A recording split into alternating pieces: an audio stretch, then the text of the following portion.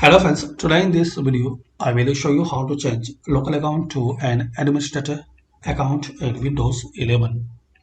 So firstly click on this start icon, then click on settings.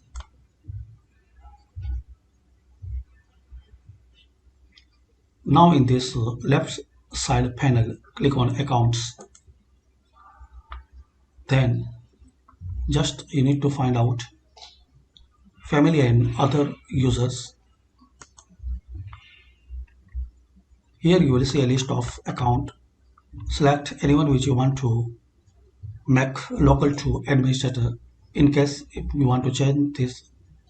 So click on this drop down. Now change account type. In account options underneath, now underneath account type select administrator. So you can change standard to administrator, then make sure you click on this OK button. Now close it and restart your PC. Thanks for watching. Guys, by these simple steps we can learn how to